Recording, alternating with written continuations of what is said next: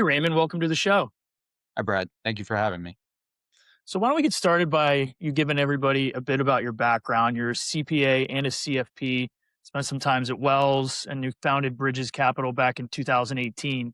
So, how did you end up building your own shop and eventually now launching an ETF? Yeah, so I graduated in 2000. I've been in South Florida for roughly 26 years. I'm on A1A, just where in Fort Lauderdale, just where the hotels end and the condos begin.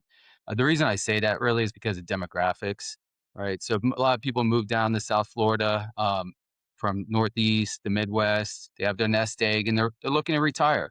It's a different type of investor down here than there is, in different places when they're accumulating. Most of my clients I've helped transition through their retirement years, and there's a different risk mentality. When I was at Wells Fargo, and I've done everything: certified financial planner, private banking, sold some life insurance at a point, and in 2018 I left Wells Fargo Advisors, started my own firm, basically because I had a process that was active, was able to protect clients, and it's something that I just wanted to run with my own brand and not behind the Wells Fargo brand. Took some of my clients with me. My firm currently has about 250 million in assets under management, and we started the ETF on the Nasdaq with our active process in 2023. After the COVID downturn, we did very well with this particular process, and we wanted to package it and put it out there for everybody. Well, before we get into that, I always like to ask people on the show, what do you like to do for fun when you're not working? I mean, you're down in Florida, you have some advantages, outdoor advantages down there, but it's pretty hot this time of year, right? Yeah, I'm a boater and fisherman. I like to boat and fish, and it's it's nice. It's a nice little ride across to Bimini too from here. So Florida's not a bad place to live. No, it sure isn't. I mean, I come down there and visit, but maybe when it's not as hot as it is down there right now. But let's talk about Bridges Capital.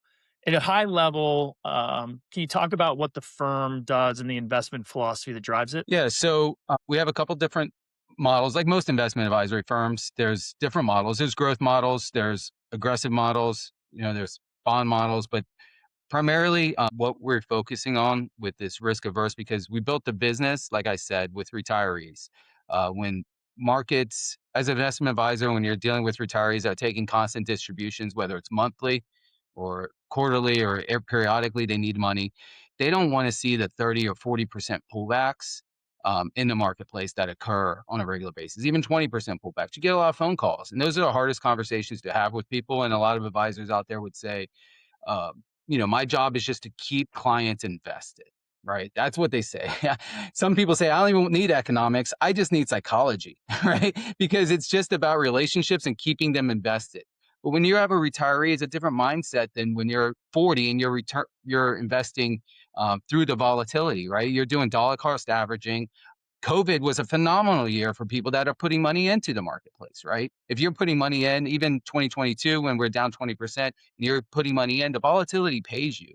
But when you're taking money out every single month and you don't know the future, you don't know, nobody knows the future. So that volatility is scary, and it gets people to make the wrong decisions at the wrong times, and they pull out or they get scared and they throw themselves in a fixed annuity, right? For all their money, and they're in an annuity now, and now they're stuck, and they're giving up real growth. So a lot of advisors would say that the trick is keeping people invested. So with this active process, some people might say it's that we launched with the fund. They might say it's market timing, but we just say it as a risk management process in order to smooth out the downturns, because it's easy if the market does 30% and you do 20, right? You do 18 and the market did 30. That's not a hard conversation with a client. But when the market's down 30% or 20% and you're only down 5 or 6%, 7%, those are great conversations to have with clients. And that's where you're earning your fee. And that's where we're able to package this, and we put this out there. And that's the goal with the ETF.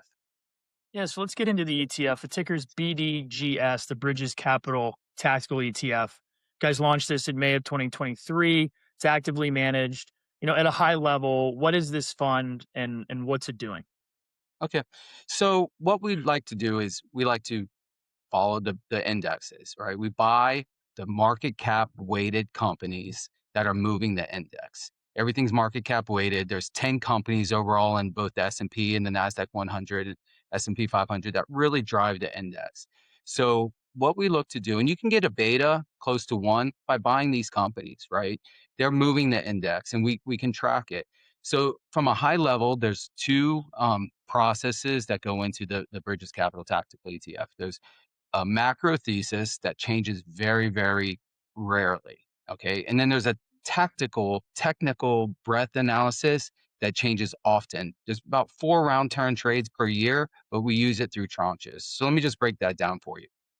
On the macro thesis, basically that just creates a bias. And with the bias, it kind of goes into it like an Austrian business cycle theory. It's a very, very slow rolling business cycle. Not a 20% pullback in the S&P causes a new bull market, right? This is a slow rolling business cycle saying there's too much capital creation, too much money creation in the economy. It creates a skewed price signal into the marketplace. There's an overinvestment in capital goods. We see that through houses. We saw it in boats. We saw it in used car prices. We see it in data centers and AI, right? There's consumer time preferences don't really change that much over time. But when too much money comes into the marketplace, that's a skewed price signal.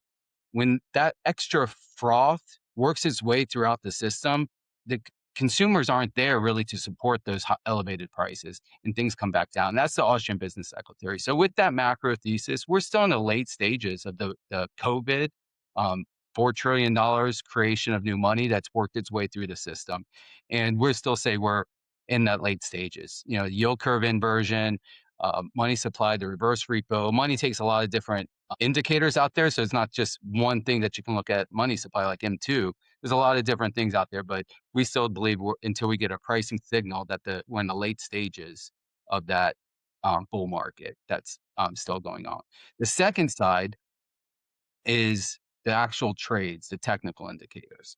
And with that, what we look to do is with active process, custom basket redemptions within the ETF to be tax efficient so that we're not sitting out there sending out capital gains to everybody with our trades. When the market overall, say 6,500 companies, is trending positively, pretty much every company is participating in the run. We consider that froth. And we look to scale off our equity positions and hold cash alternatives, or ETF box spreads for tax efficiency within the portfolio. And we do it through tranches. We scale off. And then when the overall market, when the breadth is trending negatively, when pretty much every company or 80% of companies are trending down, we think that that's an oversell. That's a risk off, and it creates opportunity in the marketplace. And we look to buy in. And what we buy, like I said, we buy the large cap companies, the Apple, NVIDIA, the top companies. Micron and Applied Materials have worked their way into that recently with the booms that they've had. But we look to buy those companies through tranches when the overall market is weak and strengthening. And when the overall market is strong and breaking, we look to scale them off just to smooth out the transactions and the overall turns. Interesting. So let's stay on this for a little bit. So I guess your master, we'll call it like your master signal would be your business cycle bias, right? The economy is in a position, or the cycle is in a position where you believe the market is going to continue to trend upwards. You're going to be long bias. And then with these technical trades, so let's say you're long bias and you've got market breadth is trending negatively. What does the portfolio mechanics start to do? You explained a little bit, but are you trimming 10%, 20%, 40%, 50% of the portfolio? Like what does those trades kind of look like, and what's the portfolio composition kind of look like as far as uh, picking up cash alternatives or cash or box spreads? I mean, what does it look like? Okay. So first, on the macro thesis, we're actually late stage bull market. We're actually cautionary, right? Even though that we're booming, right, in bubbles, so we're actually cautionary. Since launch, we've held at the maximum, and only for short periods of time, 60% equities, 40% cash at the maximum risk on. We've gone as high as 80% cash for long periods of time, and we're still pulling, 14% annualized returns, right? Holding 80% cash for long periods of time with lower volatility. That's because we believe we're late stages with this bull market, and nobody can time. You can't time what's going on. We just look to control with the risk. So that's what we're looking at. So, and then the tranches that you say that you're asking about, Usually, like last week we did, so early June, we were about 80% cash, cash alternatives. We were scaling into that strength. So it's almost like um, counter trend, right? Yep. That we look to do. It's not that we're completely opposite of the market because we try to ride those trends out. But when the market was overly bullish. Late June, we started tranching out. We went from a 60% to an 80% cash alternative holding. Just last Thursday, we did a buy of 15%. So we held that 80% all the way through June, most of July, and then last week, we bought in a 15% tranche. With things going today, we're going to do another 5% tranche if the market holds where it's at today. Because if you look at the breadth is strengthening a little bit under the market. We're still getting price dropping. The Qs are down close to 200-day moving average now. We're looking at, all the AMT, all the semiconductors, they're 30-40% off their highs. And we're looking to buy into those, we're going to bring in, and we do tranches. We do 2 to 3% each of these. And what we look to pick at is we look to buy things that are below their average price, right? Companies have a value. Markets get over that value, they get below that value. We look to believe in mean reversion as a powerful indicator. We look to buy those companies that are below their average when we do buy. If things are way above their average, even though they're in the top 10 companies of the NASDAQ, we're not going to look to buy into those. We'll just hold those positions if we have them. And we'll look to increase the holdings on the things that are below the average. So the market breadth piece is pretty interesting to me. In a market like we have, where a handful of mega caps have been doing so much of the heavy lifting, what is breadth telling you right now? Right now, it's weak. The NASDAQ 100, you're looking at like 70% of the companies are in downtrends, in the NASDAQ 100. That's weak. You say the New York Stock Exchange is roughly about 50%, and downtrends is about equal, but it's been strengthening.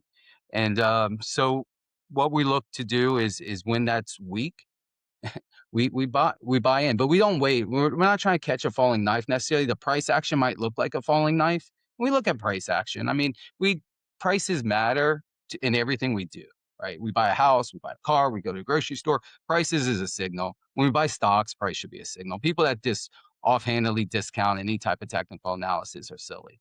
Price is a signal. So whether it's everything or not, but it does matter. So we look at technicals, but what we look at is really the breadth. So the price might still be falling in the overall indexes, but when the internal start strengthening, you start getting these low breadth thrusts in the smaller. We believe that there's cash flowing into the marketplace. It's just not showing in the big mega caps yet. So we're looking to buy those when they do, and we look to participate in those major breadth thrusts that go up. Yeah. So can you talk us through the portfolio construction? We touched on this really briefly. So BDGS holds a core of like large cap US equities alongside some ETF positions. Like, let's say your portfolio is 100% invested.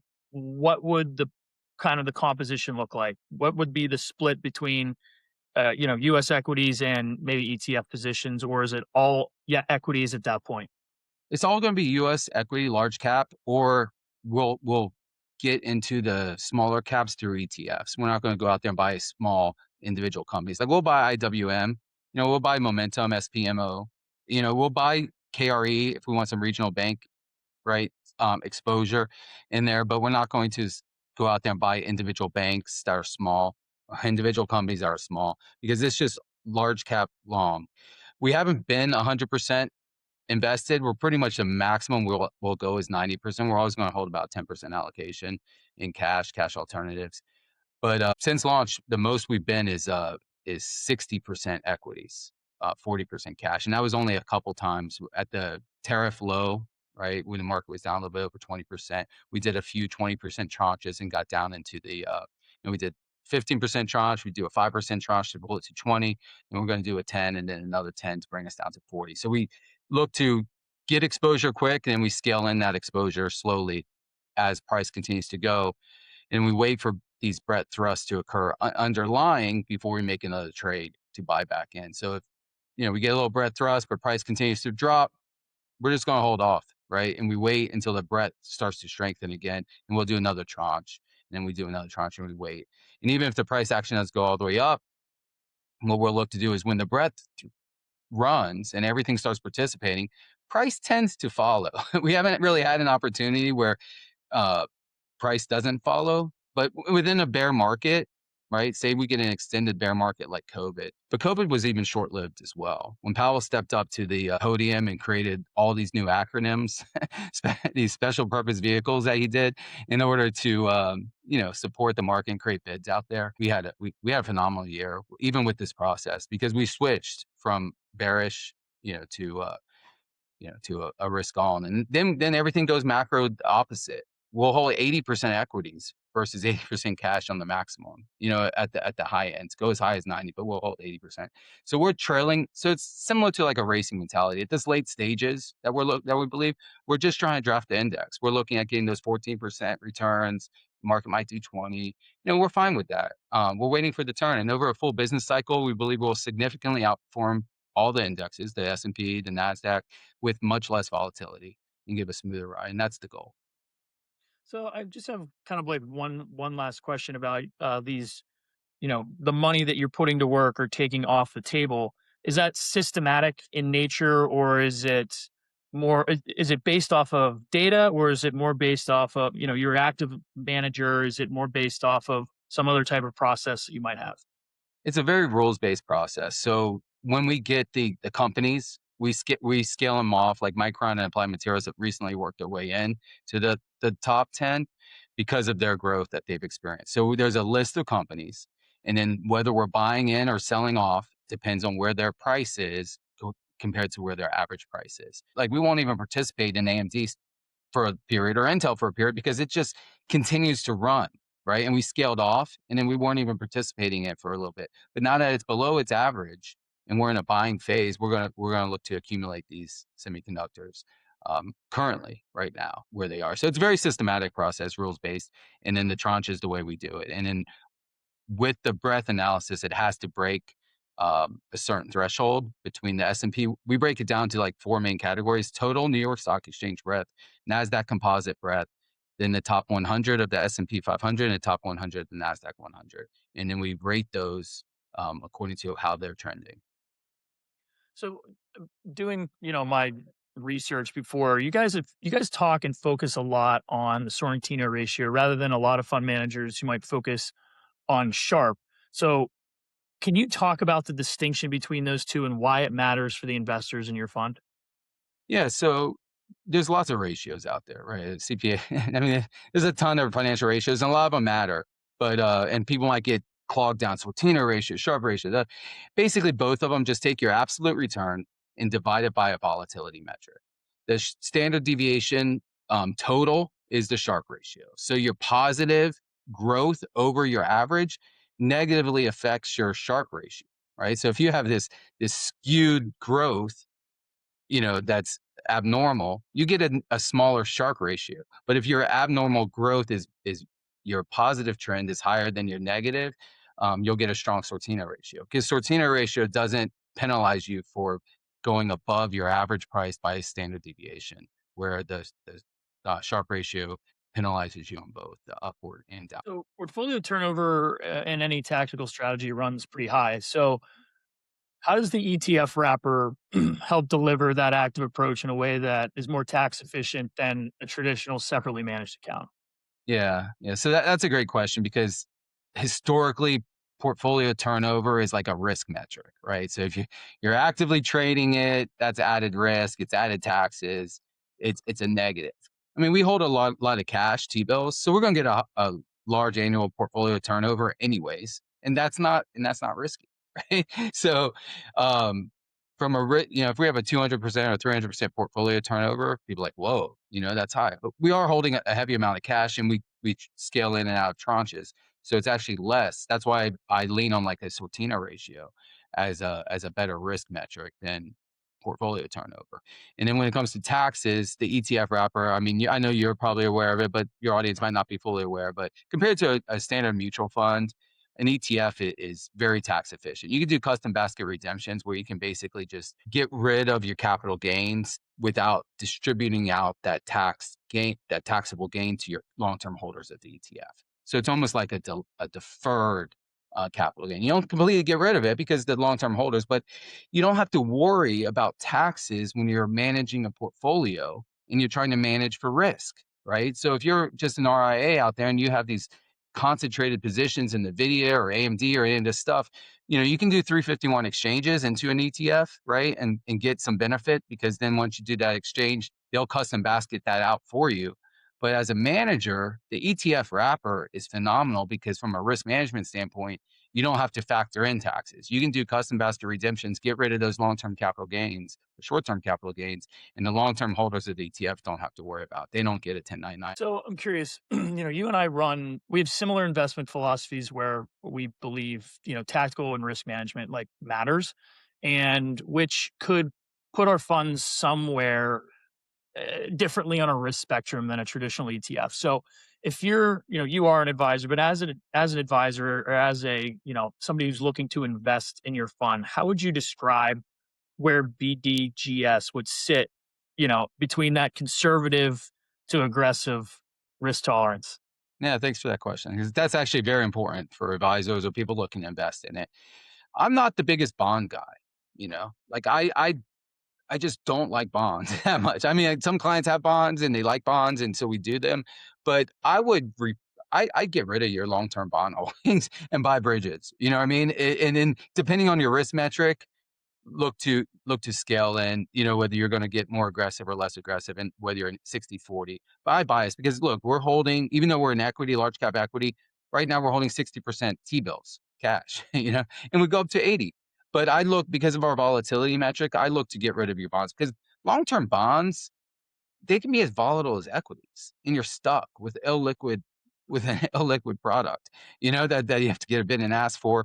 An ETF is very liquid. Even though we aren't the largest of ETFs out there, everything we hold is fully liquid. So liquidity, I mean, you can hit a very large order, 500,000, you know, $1 million order, and you're going to get filled pretty quickly with your broker. If you want to do a very large order, you do an RFQ, a request for quote, and you'll get, Schwab, Interactive Broker, you'll get right in, and right in between the bid ask spread. And we have a spread that's like 3-4 cents, even though we're not the largest of ETFs, because what we hold, the underlying assets we hold, are extremely liquid. So you can hit it. So liquidity has always been a big issue for me, and that's another reason why I'm not a big fan of bonds. So I would look to, in your conservative bond allocation, your low volatility allocation, put a fund like ours that has a very strong Sortino ratio, right? And put it and get rid of, your low volatility stuff that's just not going to give you those positive returns. If you're looking at 4 or 5% on bonds with large cap, fluctuations in the value, if rates go up, you're going to lose on your bonds. Replace that with something that's targeting the 12-14% of return with very low volatility. And that's where I look to position BDGS. Yeah, interesting. So, just curious where your take is now, kind of on the cycle. I think I've read your model's telling us right now we're in the late stages of a bull market that started after COVID. What are we watching right now? What would flip this model, to be even more defensive than it already is today? Yeah, well, we're pretty defensive, right? So get us more risk on would be actually resetting in pricing, right? So there's so many different indicators with liquidity and money. I mean, the reverse repo was something people watched for a while, because it ran up to like $2 trillion post COVID, and all during when Powell was raising rates and doing quantitative tightening, money went from 2 trillion down to like 100 billion. It's been very low, like 20 billion. 100 billion peaks a little bit at the end of the month, and then goes back down around $20 billion. But it was at 2 trillion. And that's historically. So reverse repo is just where banks park their excess money at the Fed. Fed pays, their excess interest on excess reserves, So that's one indicator. There's other ways you can look at liquidity out there, and it's not one way you can do it. People look at M2, but M2 has a lot of other factors. Um, you look at the yield curve, right? So the yield curve, the 3-month, 10-year, it hasn't failed. It's just not a timing indicator. But you put that up next to recessions going back to the 1950s. When it inverted, a recession followed, after it normalized and started to steepen. Yield curve steepening right now. I'm a big fan of Warsh. Like I was an advocate for Warsh over a year and a half ago when he was in the running, before he was picked, and everyone was out there saying all these different things. When he resigned in 2010, over an ideological difference between a rising Janet Yellen.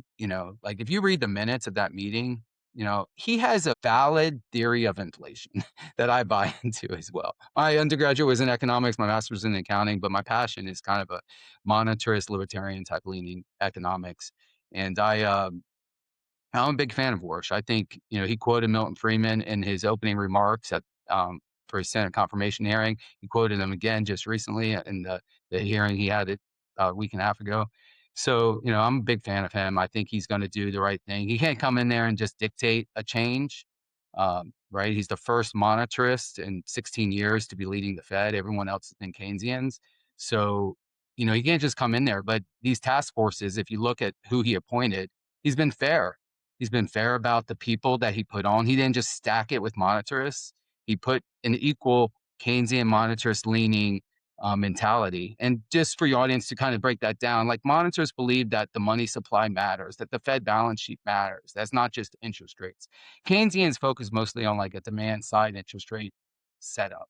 So, Powell would say, oh, the balance sheet doesn't matter. We're just doing plumbing. You know what I mean? Like we're doing these reserve management purchases and it's just plumbing, you know? Well, for me, from a monetarist perspective, that's just converting treasuries to USD bank reserves. That's the plumbing. You're basically it's a pipeline. So, a monetarist would say that matters. Treasuries and USD bank reserves are similar. Debt does help create money, but they're not identical. There's a difference between the two, but a Keynesian doesn't really think there's a difference. And I think that that's one reason why we have extreme wealth inequality over the last 16 years. There's been a lot of real cost to the economy from that type of practice. And I think that a monetarist that's going to look at the balance sheet is going to, he's going to positively affect the economy. And I'm a big fan of Warsh and what he's doing. So I just want to pivot as we start to close here a little bit. I'm curious. We're starting to see more traditional advisory practices move into the ETF space for all of the reasons that we've already discussed. How has it helped maybe make your practice more efficient, or how has it changed your business by launching this product and going from, I would assume, you trading multiple accounts with the same strategy, to now having one trade to fire off and one holding. Yeah, so not every client is 100% invested in my fund, right? There are a good amount of clients that are 100% invested in the fund because they've been with me for a very long time. We've suffered through COVID through multiple times, and they like it. They like the process. They see what this active process does for them, and they trust it 100%. There's other people that are younger that are aggressive in their growth, and they want the hottest stocks in their portfolio. They care, right? With the hottest stocks in their portfolio, they want to see the Microsofts, the long term, and that makes sense too. So it's a whole skew of it. But when it comes to managing in practice, it is a much easier because with those clients that hold it, you can do the rebalancing, you can manage the fund, and then it's better for the client overall. Like our expense ratio is 0.78, right? So it's a decent expense ratio, but I don't charge a fee on the assets that are in the ETF, right? You don't double dip. So it's actually a better situation for my clients because of that. They get a pretty good sized discount, and then they're holding the ETF and they're getting that active management process. And it's not like it's even tax efficient because an ETF fee comes out before your gain. You never even see it, where an advisory fee comes out post gain, right? And it's not even tax deductible anymore since the Tax Cuts and Jobs Act. You can't even deduct it. Yeah, it's a better situation overall. And I like the ETF wrapper. I like what's happening in the industry with ETFs. I think that your podcast has a good section here where you're able to explain it because I think if advisors have a process, it's profitable, and there's not one way to make money in the marketplace. There's lots of ways to make money in the marketplace. If you have a process, you should have an ETF. You get track record, you get Morningstar ratings, right? It's out there, it's tax efficient, it's better for the clients. And people say, oh, there's so many ETFs. Well, there's so many, there's more ETFs than there are stocks. And I like the thing where there's more there's more recipes than there are ingredients. It's when a consumer driven free market, well, not as free as I would like, but when a consumer driven, those products and those choices create value in the marketplace. And I like where the costs have come down for ETFs. Used to be millions of dollars to have an ETF. Now, $250,000 a year can run an ETF, and you're able to put it out there and package it and allow it for the investor. And I think that over time there could be a sea change when younger and younger people that are active on their phones, active in charting, they don't need the relationship manager as much, right? ETFs, they can fill that niche and allow advisors that have processes to get a hold. And you don't have to just be at the Vanguards and the BlackRocks and the capital groups, even though they have good products, right? You can be with a smaller advisory firm that has a process and is able to provide a service to you. It's not just, you know, boxed up product that is going to give you what the market gives you. We'll give you something a little bit different.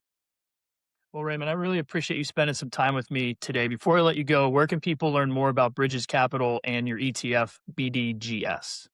Yeah, so bridgesetf.com is the website, and my certified team is my website. And if you want to look at x.com, I post stuff on there all the time. So at Bridges Capital, and you can look, give constant market updates, so you can find out more there as well. Great. Well, again, thanks for spending some time with me today. Yeah, thank you for having me, Brad. It was a pleasure.